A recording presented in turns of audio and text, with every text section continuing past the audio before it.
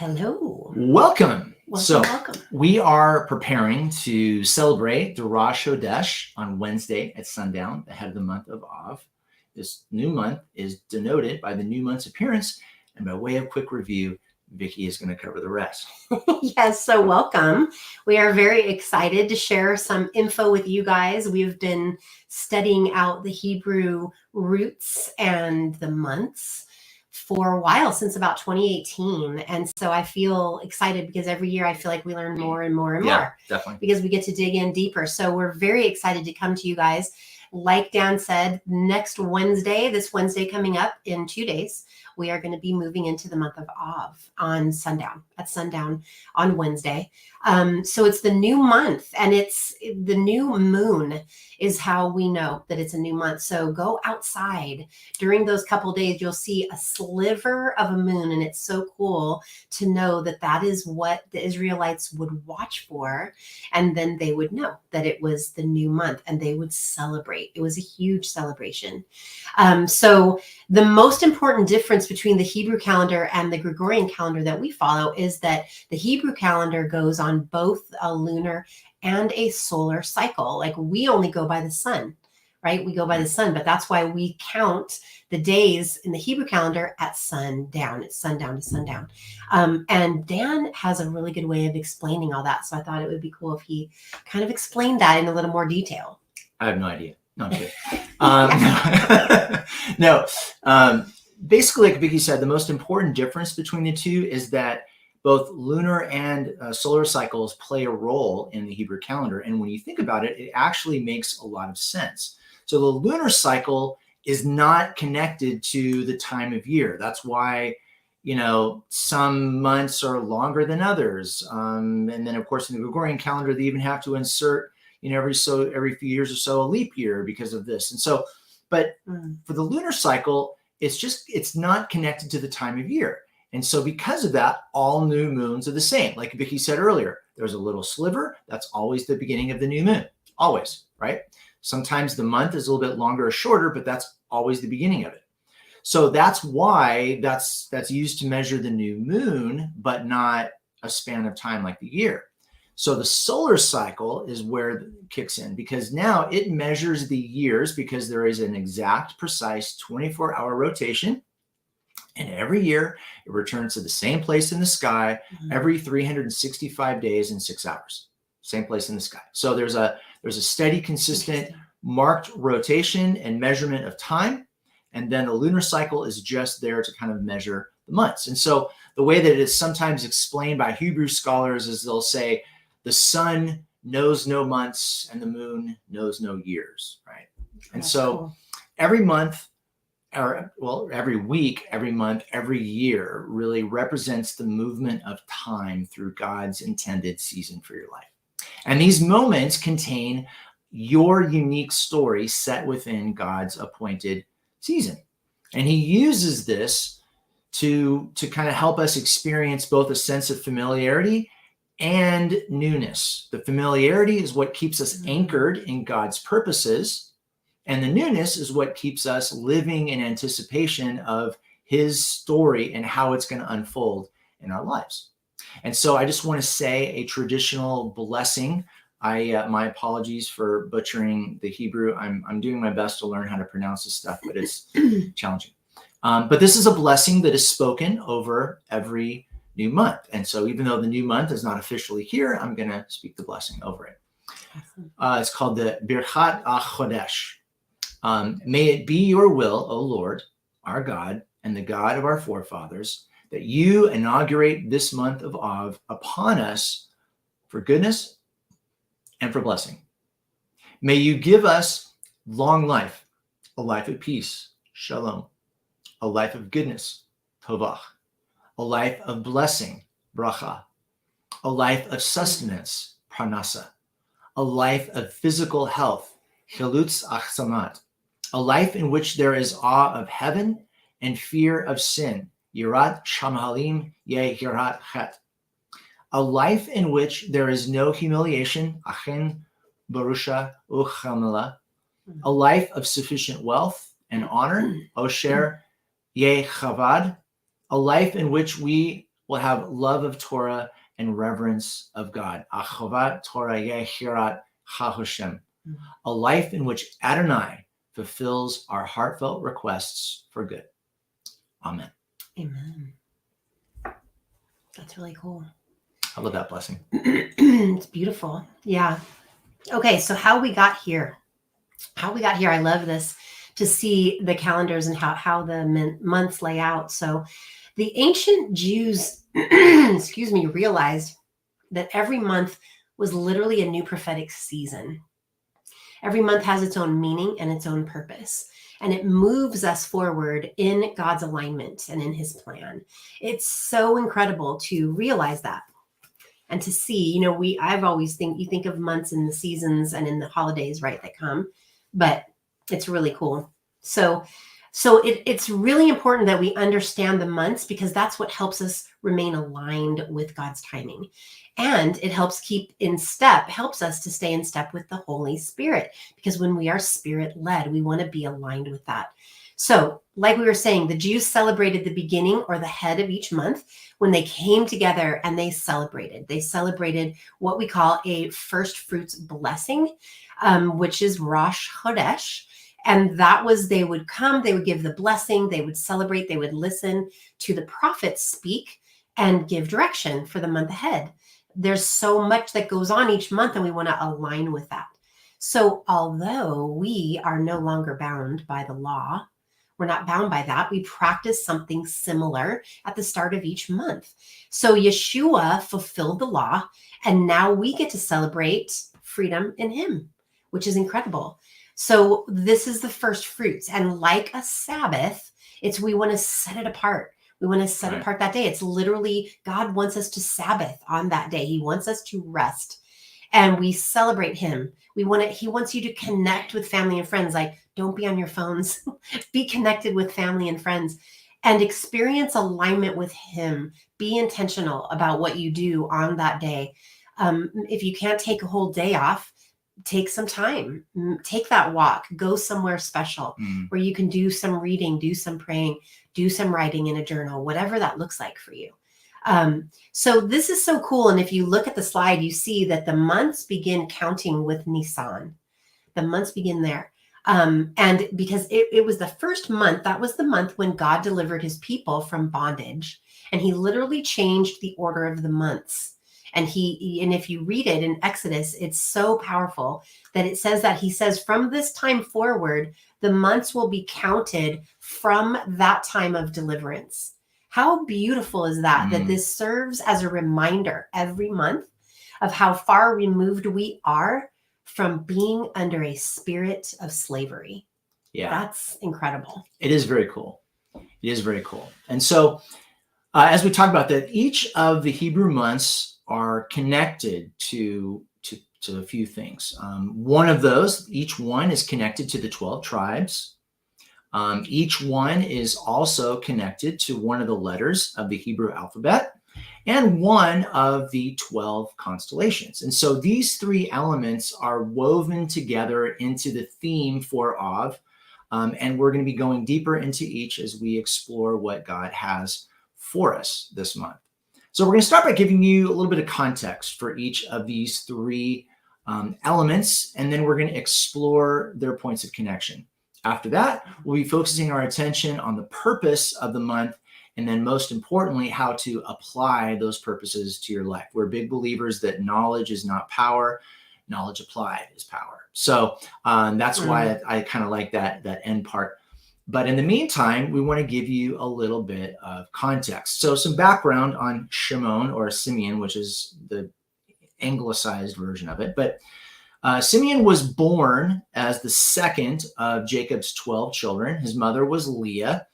And during the time of great famine, when his other brothers went to Egypt to beg for food, Joseph held Simeon hostage until it could be proven that their youngest brother, Benjamin, was safe. That's in Genesis 42. Now, later, we also find out some things about Simeon.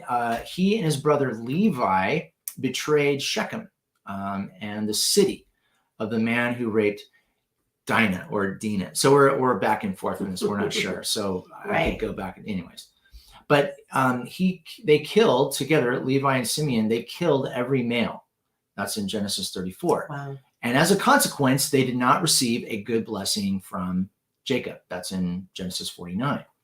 So Dinah, her dalliance with Canaanite society, she kind of was, kind of getting close to the edge. But while that exposed her to danger and in no way, shape, or form excused the violent rape that Shechem perpetrated upon her, it was clearly an unjust action. That's in Genesis 34. And then, as if that's not bad enough, as if that violation is not bad enough, no one spoke on her behalf. Even Jacob, her father, was silent when he heard about the assault. And then her rapist, Shechem, and his father then treat her like she's some sort of object to be bartered. So, I mean, this is just getting worse and worse and worse. Talk about, piling on. And so the only two that took offense to what had happened to Dinah, was Simeon and Levi, her two brothers. And so they sought retribution on behalf of their sister from Shechem, who, again, still would not even admit his sin. I mean, but under the pretense of negotiating a dowry, Simeon and Levi deceived the men of the city into becoming circumcised. And then, while they were lying in extreme discomfort, you're an adult male getting circumcised. Don't want to dwell on that too long. But he butchered them while they were recuperating. Oh, wow. So, very clear that God disapproved of their actions for two reasons. First of those reasons is that Jacob passed over Simeon and Levi as the ruling tribes of Israel in favor of Judah. Remember, we already looked last time in Tammuz, Reuben lost his blessing, right? As the firstborn. So they're now passed over. And then secondly, they abused the sacred ceremony of circumcision, which, as painful as that is, there's also a sense of sacredness to it because it represents God's pledge to faithfully keep his covenant promises. And that's in Genesis 17. And so God clearly hates treachery like this. In fact, so much so in Proverbs 2, it says this: "For the upright will live in the land, the pure-hearted will remain there, but the wicked will be cut off from the land, the unfaithful rooted out of it." And of course, we'll talk about this later on, but Levi doesn't even get any land. He's sort of the Levitical priesthood, right? Levi, right? Levitical priesthood. So he sort of gets taken care of by the other tribes, but doesn't have any official land himself. So anyways, another story for another day, but it's just interesting how these things tie together. Their intentions were clearly honorable to speak up on behalf of their sister, but their sin absolutely was not, and it cost them. Wow. Yes. So the next thing we're going to talk about is the letter. So every month is also connected to a letter in the alphabet, and each letter is connected to a number. So we're going to look at that. The number or the letter for this month is Tate, and the pronunciation is T as in tall and rhyming with mate, which is interesting. I know, I just thought it was Tat. I did too. I really did. But if you look at the letter and how the Hebrew letter, it looks like a womb. It kind of looks like a womb, and that's what it means. It means a womb, or when the earth contracts. It's the 9th letter in the Hebrew alphabet, and it's widely understood also to be connected to the word tov, which means good. And although Tate is actually the least common letter in the Hebrew Bible, it first appears in the word tov, which is used several times during the story of creation. So it definitely appeared right away. It appeared right at the beginning. Yeah. It also exhibits a certain duality in its meaning. For instance, it's the first letter in the word for purity, but it's also the first letter in the word for impurity, which is interesting. It's kind of like this month. It represents a little bit of both. Yeah. Good and bad, dark and light. It's the first letter for good, which is used to describe God's reaction to creation of the light, but he also separates the light and the darkness. So it's interesting, the letter. So it has a lot of good and bad in there. It's a duality. So the number that it's associated with is 9. It's associated with the number 9, and it is the largest and the last digit correlating finality and completeness. So that's so interesting. It's associated with Jesus as the Son of Man, and it marks the judgment of man and all of his works as well. So it's finality, completeness, judgment. It's a lot in the number 9. So it's the number 9 is in numerical in scriptures is unique and diverse. But there are 2 striking verses: the 9 fruits or the 9 gifts of the Spirit. So in Galatians 5:22, it says, "But the fruit of the Spirit is love, joy, peace, patience, kindness, goodness, faithfulness, humility, and self-control." So nothing in the Torah can stand up to any of these things. So it's a very powerful number. The hour of prayer is in the 9th hour in Acts 3:1 and in verses 10:30 also. Well, I think about that chapter in 10 chapter 10 verse Yeah. 30. And I think about that like you've heard that say in the 9th hour, like it came through in the 9th hour, right? Yeah. So It's interesting. funny how that even became an expression. Totally. Yeah. Yeah. Like we always say, God is never early, but he's always on time. It's Yeah. like right there. Yeah. So also how the gestation of a woman is 9 months, and that speaks to creation and fruit or birthing, fruit bearing.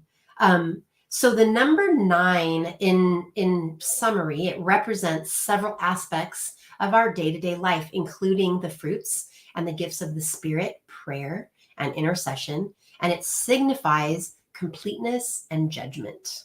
Very That's powerful. kind of cool. I like that. And again, it's like that in life, right? There's not all good. There's not all bad. There's right. There's I always. mean, we live in a duality. There's night. Yep. There's dark. Right? Sun, moon. I mean, that's just kind of a thing we live in. So it's kind of interesting. So Ab is also associated with the constellation of Leo, or the lion, and it's said that this is the month that the lion roars, when the divine will of the Father is being executed. It's sort of tied into this notion that God will allow things to be destroyed, but only so that he can rebuild them. It's interesting, in Amos 3, it says, Adonai, God, does nothing without revealing his plan to his servants, the prophets. The lion has roared, who will not fear? Adonai, God, has spoken, who will not prophesy? Now, there's some interesting interpretations of this. And again, this is one of the things I like about the Hebrew mindset is it's very comfortable with questions that aren't completely answered, right? So it's interesting to think about if the lion in this passage is representing the people of God because God is revealing his plan to them. If the roar is a prophetic covering, meaning that the people are speaking what God has told them is true, then perhaps this is really about seeking alignment with what this means for you. Like, what has God put on you to say? What is God revealing about his plan to you? Because this passage is actually very specific about a particular moment in Israel's history. And so this isn't like a passage to be taken universally, but it can be looked at as, I wonder what parts of it could be for us, because they're just talking about the nature of God is that he reveals his plans to his servants, the prophets, right? God is sometimes Jesus is like the Lion of Judah, right? The lion is roaring. I even think about Aslan, right, in Narnia. And again, there's a fear in that, not in a weird, cringy way, but a fear and a respect and awe of the power and majesty and greatness that Adonai is when he has spoken. And when he has spoken, who will not prophesy? If they are living in alignment with him and they're speaking his truth, right? So anyways, it's just something interesting to think about. And I'm still wrestling with what exactly that means. And I'm totally fine with that because it's not about having all the answers. It's about asking better questions. So some have talked about the lion representing, quote, his enemies destroyed, or the Messiah as the victor, right? Sort of these concepts representing the triumph of the Redeemer. And scholars point to, for example, the book of Revelation, which refers to Yeshua's victory this way in Revelations 5, 5. It says, one of the elders said to me, don't cry. Look, the Lion of the tribe of Yehuda, or Judah, the root of David, has won the right to open the scroll and its 7 seals. Now, we're not going to get into the meaning or interpretation of Revelation per se, but it is interesting to note that basically Jesus's death and resurrection has given him the right to open up these books of judgment, like we just talked about earlier, this idea of him looking at the lives of men and rendering judgment on that. And, sometimes people look at that as it's an automatically a scary thing, but it isn't if you trust the heart of the one judging. Right. So good.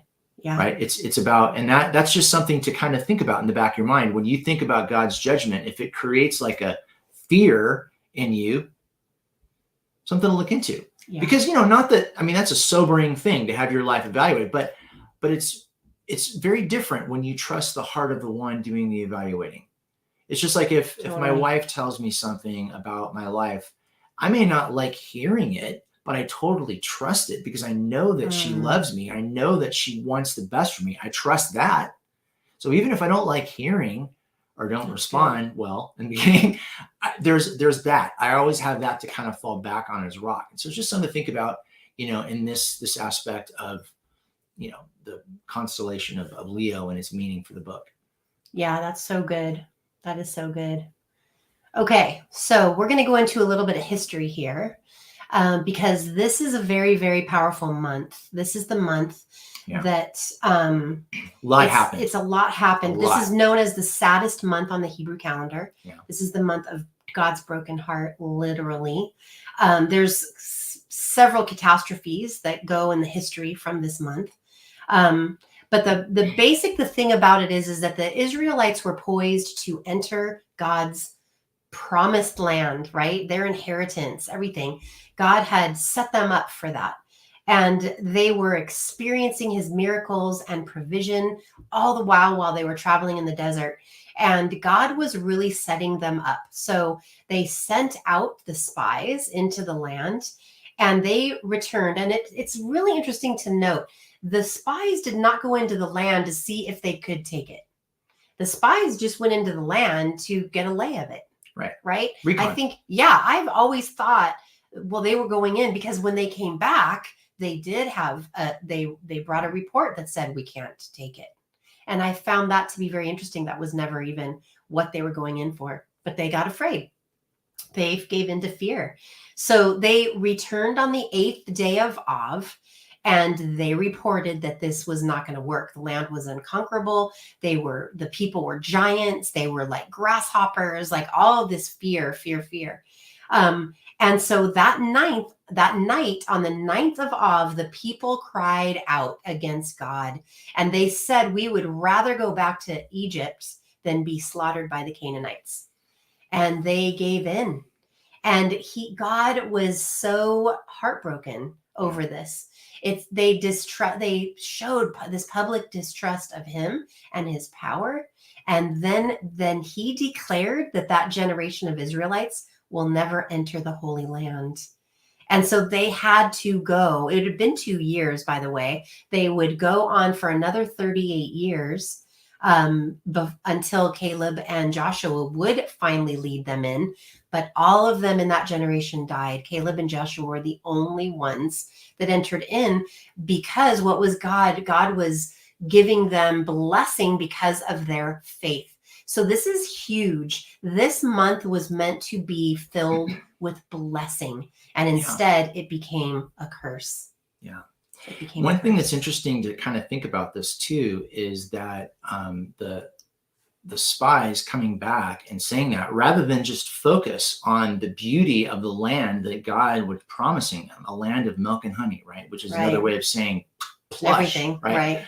But rather than focus on, oh, wow, this is everything God has given us, they immediately focused on why they wouldn't be able to get it. And if you're going off of your own strength and your own wisdom, it's pretty doomed. Yeah. It's pretty doomed. But if you're going off of the strength and wisdom of the all-powerful, almighty, all-loving God, different story, right? And so again, this is where I think this is a constant theme that is just everywhere, is that, do you know the real God?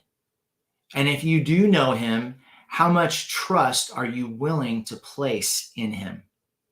And again, not just the lip service that we offer in Sunday school or at a Bible talk or something like that, but I mean the literal, like, I live my life as a reality that I can trust God. Right. And I'll tell you that the hard part is that only really happens when your life sucks pretty hard. Mm.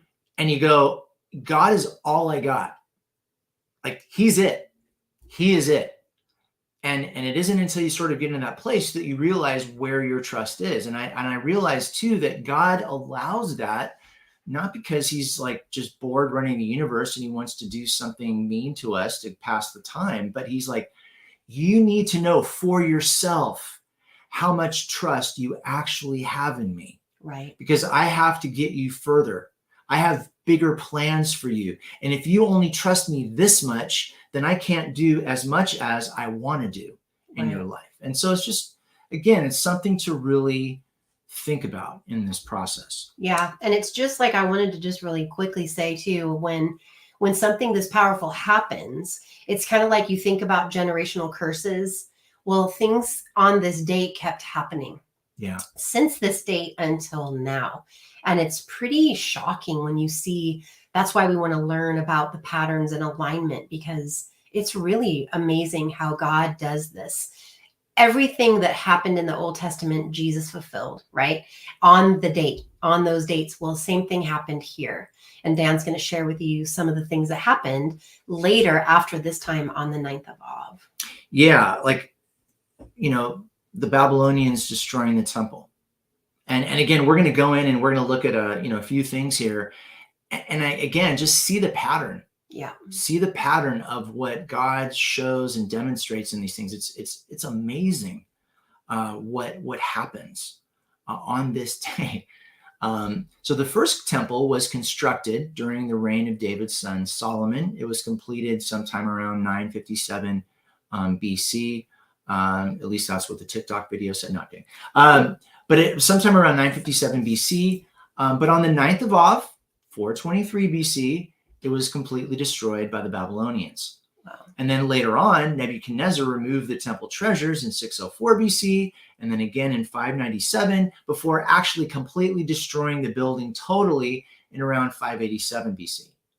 And then, in addition to that, he's deporting the Jews to Babylonian in 586, and then again in 582. On that date. So all of these things are happening during the month of Av. And it's just, again, you see why there's almost like a historical pattern that reminds Israel, this is what could have been. Mm-hmm. This is what could have been. It could have been so different. I wanted it to be so different. Now, because these actions were viewed as the fulfillment of Jeremiah's prophecies, and again, you can see this in chapters 20 through 22, 24 through 29, 32, 34 through 45, and again in chapter 52, it's interesting. They actually strengthened the faith of the Jews and inspired hope for the reestablishment of an independent Jewish state. Again, it's like, because God came through and fulfilled these prophecies, you're like, well, if God fulfilled the prophecy on the bad side, then we also know he's going to fulfill the prophecy on the good side. So there's that duality, but then there's also that balance. And it's all dependent on whether or not you trust the heart of God. When you trust the heart of God, that's what enables you to get through really bad times, because you know somehow God is in this. I can trust him. And so now, we had talked about the Babylonians destroying the temple. Now we're talking about the Romans destroying the temple. It's funny, when we went to Israel in 2018, we actually saw the pathway that led to, it's the only way that went into the temple. So interesting, because a lot of places in Israel, well, Jesus may have been here, or Jesus may have, for a fact, Jesus walked that road, because that was the only way to get into the temple. But you can see even to this day that the columns, from that time, the colonnade that led into the temple, that's wrecked and it's literally tossed to the side like rubble. Mm. And you can walk on it. It's just like a pile, like I said, it's like a pile of rubble off to the side. but the Romans destroyed the temple in 66 AD. The Jews of Judea, right, they were rebelling against their Roman overlords. And in response, the Emperor Nero sends an army led by General Vespasian to, restore order. A couple of years later, after eradicating all the resistance in the north, the Romans now turn their full attention to the subjugation of Jerusalem.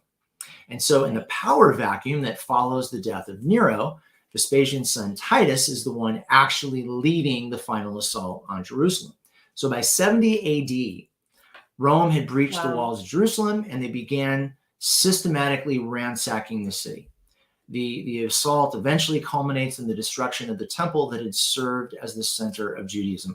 I don't know that we have kind of a cultural similarity. I guess it would be sort of on even a minor level. This would be kind of like the White House getting destroyed and just put into rubble. But even that doesn't really quite do this justice, because this was the center of Israel's cultural, spiritual, historical life. It was their lifeblood. And so it's really hard to kind of put into some sort of comparative terms what it would be like for us. But in victory, Rome slaughtered thousands. Of those that were spared from death, thousands more were enslaved and sent to toil in the mines of Egypt. Others were dispensed throughout the empire to be butchered in the arenas for public entertainment. Yeah. The temple's sacred relics were then taken to Rome, where they were displayed in celebration of the victory. And it just doesn't, it's like as bad as it possibly can get, and then even worse. So in 134 AD, the Romans, now led by Hadrian, crush a second Jewish rebellion for independence. Cassius Dio, who was a second century Roman historian, he claimed that during this war, 580,000 Jews were killed, which that's a lot now.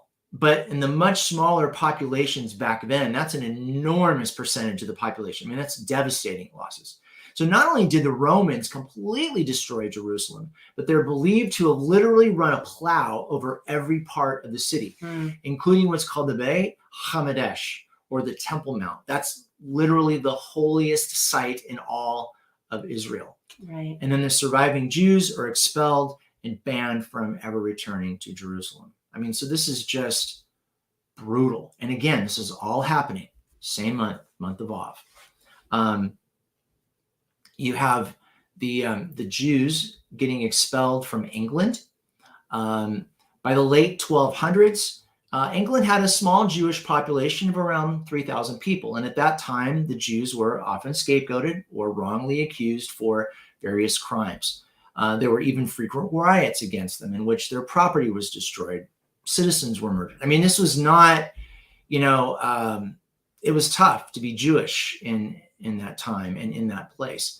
King Edward I enacted a series of laws that increasingly restricted the rights of the Jewish people. In fact, to such an extent, they became impoverished. I mean, literally figured out ways to maneuver them out of their money, out of ways to even make money.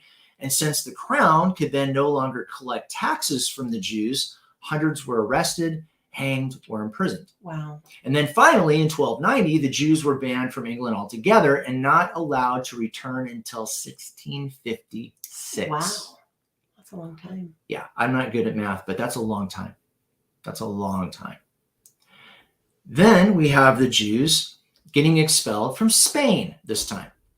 So in 1492, King Ferdinand and Queen Isabella actually expelled the entire Jewish community of about 200,000 from Spain. So a little background. In the aftermath of their official decree, tens of thousands of refugees died in the attempt to reach safety. Now, in some instances, the Spanish ship captains charged Jewish passengers exorbitant sums and then simply dumped them overboard in the middle of the ocean. Wow. Right? And who's going to say anything? They're Jews, so we can get away with this.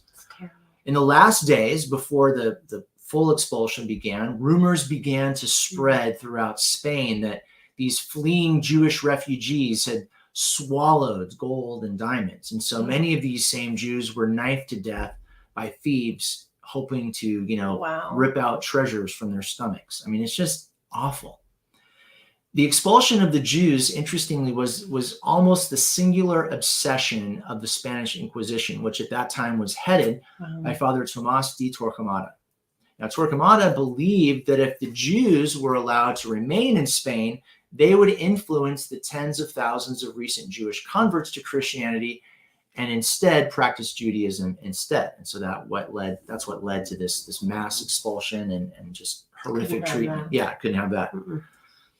Then you have World War I and World War II beginning. And I got to explain this a little bit because a lot of historians basically note that World War II and the Holocaust were in actuality the lengthy, drawn-out conclusion to World War I that began in 1914 when Germany formally declared war on Russia. And so if you think about it, there was a very, very uneasy, Treaty of Versailles, which Hitler almost immediately began to violate. And it just never really, the terms of the treaty weren't entirely met. And so there was always this constant conflict of that, just sort of one continuing event. So all of that, and again, we don't want to go into a huge amount of detail. That's why we just sort of briefly covered these things. But just to give you some context for how much disaster and the scope and scale of disaster that all happened during the month of Av. And mostly on that date, too. Yeah, and many of those events on that specific date, exactly. So it was horrific. Yeah, very interesting. So we now are coming to the part where we talk about the focus of the month. It's so interesting to understand the history and even how, when you think about all these ways that God has had to redeem us over and over and over again, it's really, really powerful. And so even in the midst of exile, and despite the temple being destroyed twice, not just once, but twice, God promised that one day the Messiah would return and redeem his people, both Jew and Gentile, which obviously was quite a scandal that it would be both. So the stories that surround the month of Av, they don't necessarily predict the Messiah's return, but rather they serve to illustrate that even in total darkness, there's always light in the distance. There's always light. So if you were with us for this last month, the month of Tammuz, we talked about it being a film strip month or a month to reflect. And in a lot of ways, Av is similar to that. It's a time of reflection. So from middle of Tammuz, on the 17th of Tammuz, that was the day that Moses came down and found everybody, sacrificing to the golden calf. Yeah. Remember, we talked about that. So from that date till the 9th of Av, which will be, 9 days after Wednesday, those 3 weeks are known as what they call the between the straits. And it's the saddest time in the Israel, in all of their calendar, of everything, of all their teachings. If you're Hebrew, if you're Jewish, you don't get married during that time. Yeah. They don't celebrate things. It's a time of grieving. It's a time of mourning. And it is that representation of when the over and over again, the Israelites would choose unbelief. Yeah. They went to a golden calf. They went to something that they knew. And again, later on the 9th of Av, they went to unbelief and they did not have faith and trust in God. So it's interesting too, because between the straits, you think like the expression dire straits, someone is in dire straits. It means so they're in the worst of all possible situations. Yeah. That's what this is. I mean, and again, it wasn't just this one event that happened this one time, way back when.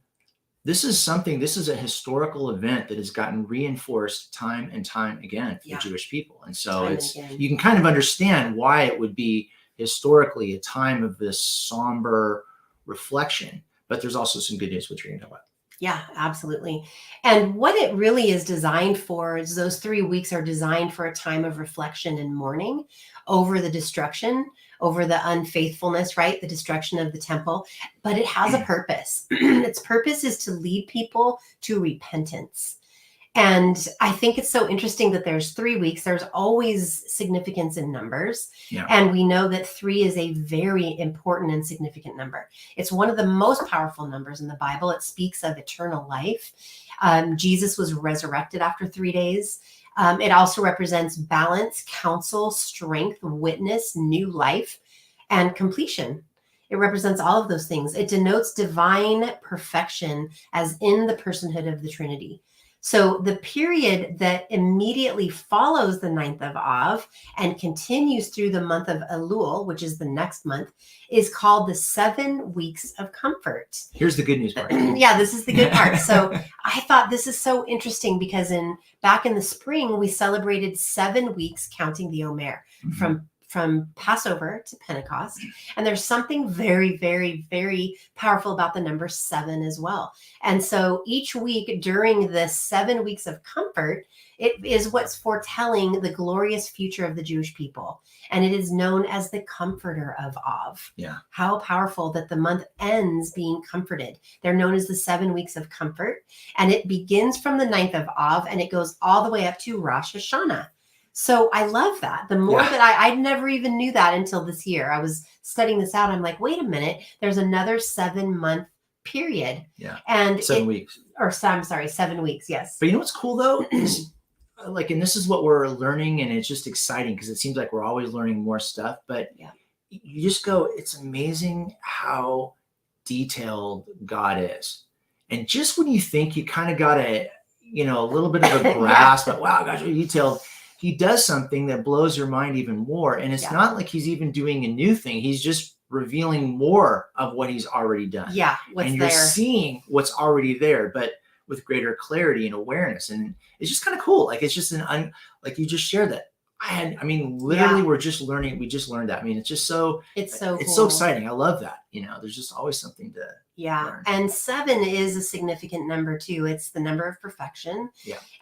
There's another rhythm and another pattern in that, like we talked about the 7 weeks between Pentecost and Passover. It's really, really powerful. So the last 2 portions of the book of Numbers are always read during the 3 weeks of sorrow. And these readings were selected at this time to ultimately comfort them. Mm-hmm. It's a comfort as we look forward to the apportioning of the land, which is the ultimate, what that shows is an ultimate fulfillment of God's promises to us. So indeed, the month of Av, despite the sorrow of the loss of the temple, is sometimes called Menachem Av, which means the comfort of the Father. Nicely done. So powerful. Yeah, thanks.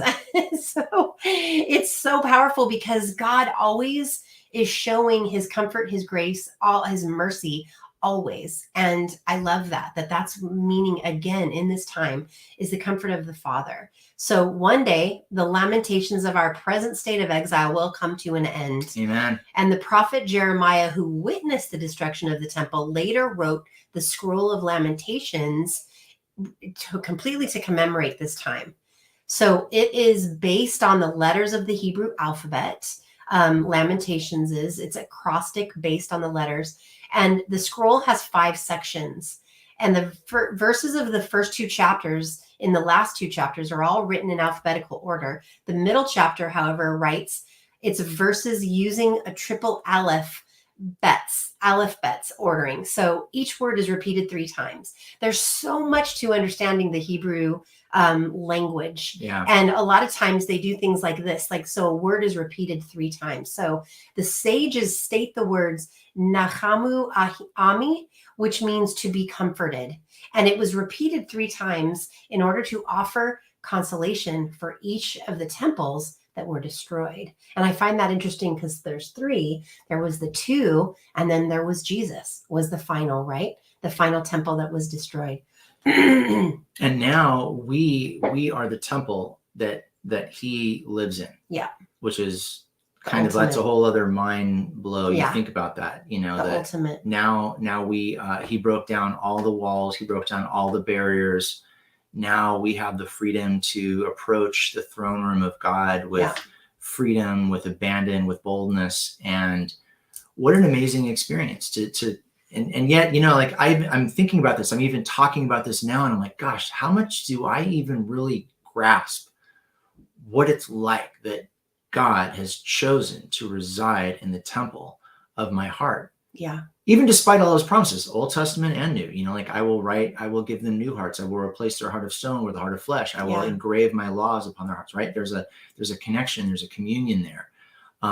Jesus saying the same. It's just it's an interesting thing as we kind of move through this, like this stage, right, of comfort. Right.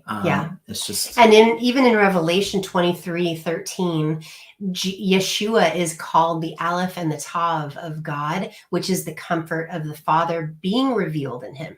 Because we know that he is the direct sign and wonder of God. And that is the ultimate, right? That's the ultimate comforter for us.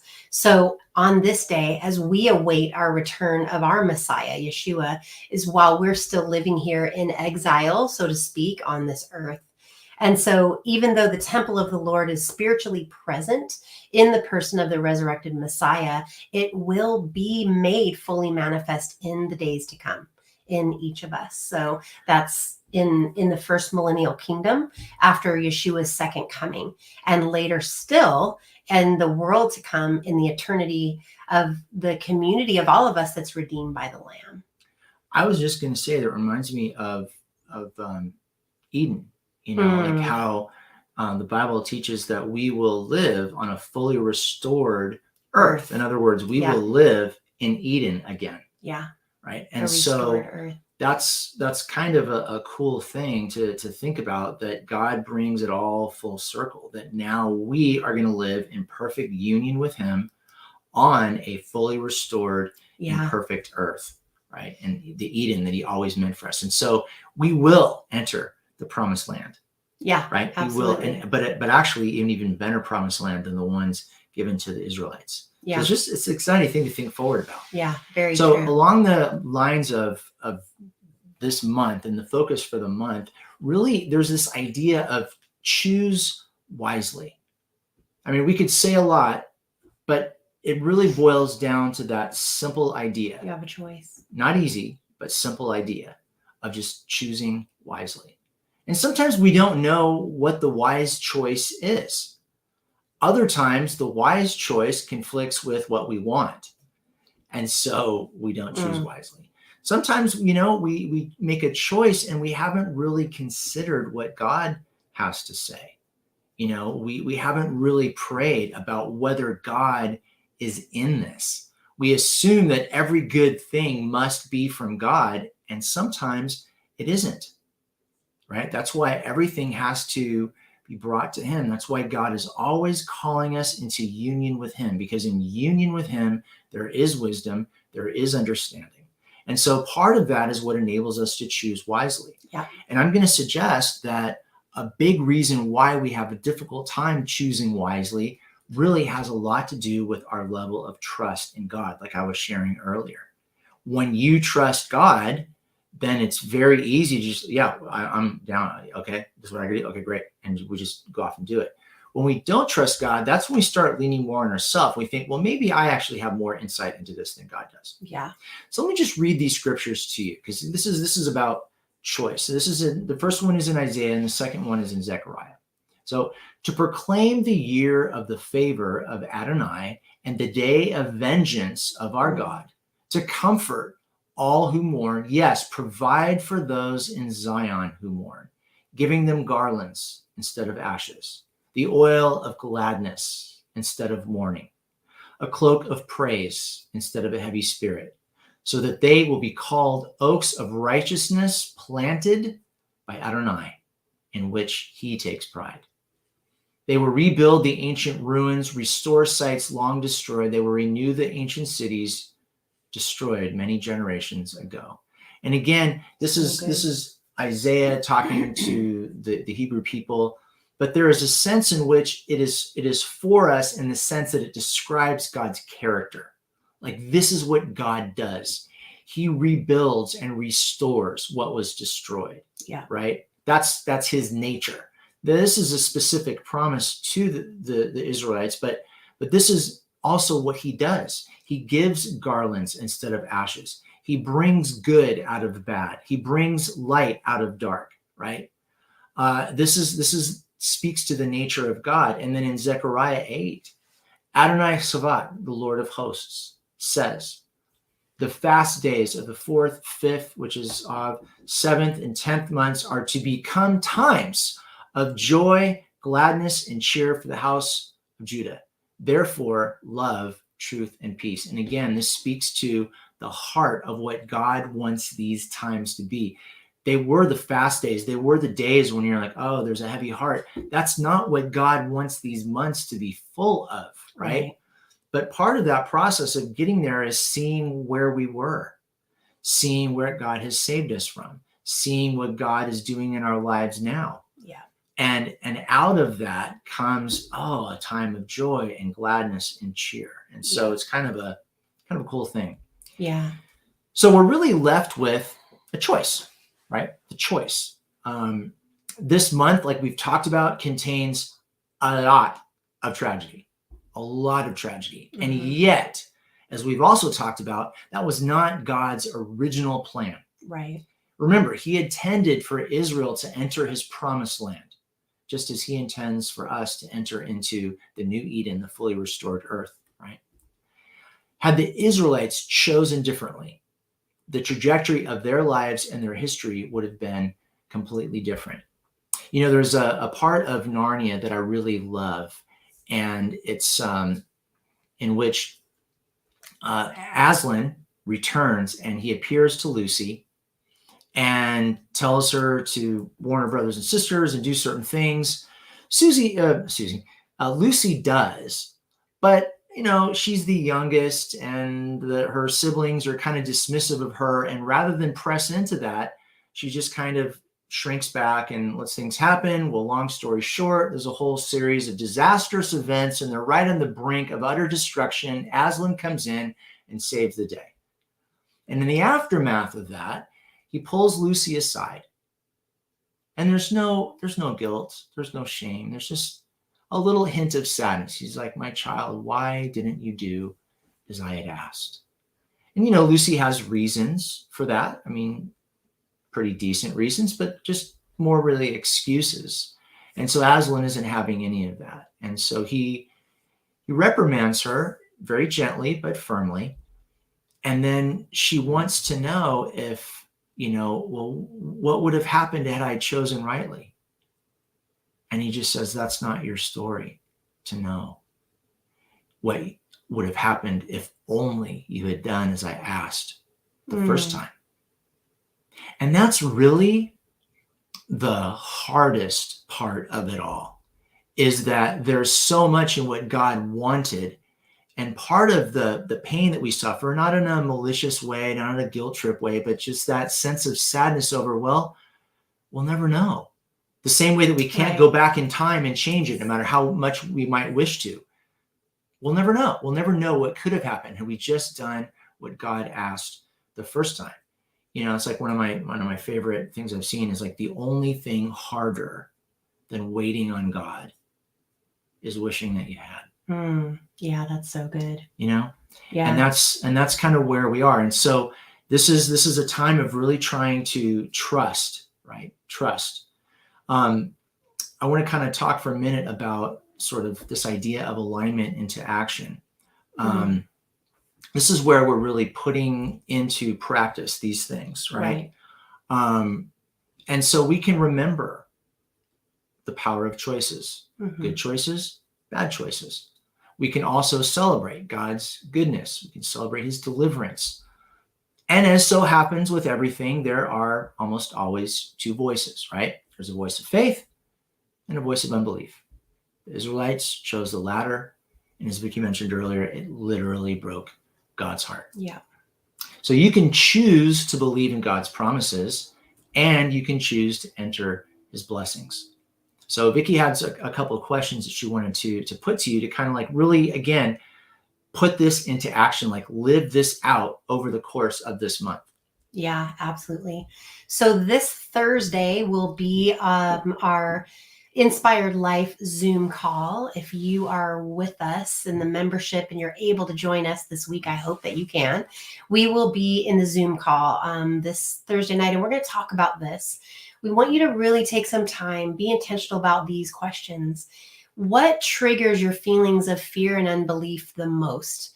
When we think about the Israelites, and you can look at them and think, how did you not, get it from all Right. of the things, from God doing all these things that he did in the desert, all the ways that he did, but they had 400 years of bondage. There's a lot of things that happen when we are trying to step into his calling, right? But what triggers your feelings of fear and unbelief the most? And the second one is, when you are choosing faith over fear, we want you to write out a statement or declaration. We want you to write it out. What is going to be your declaration in order to kind of fight that, to fight those feelings of fear and unbelief? Where is God calling you in this season, in this year?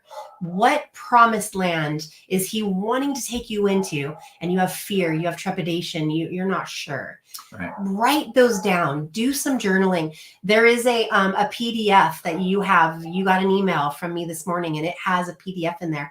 Print it out if you want to use it. Write it in your journal. We want to talk about this on Thursday night. We're really so excited to get together with you guys and spend time doing that, getting together. It has been too long. And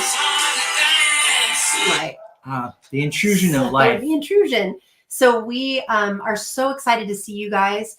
Thank you for being with us this afternoon as we are jumping into this next month.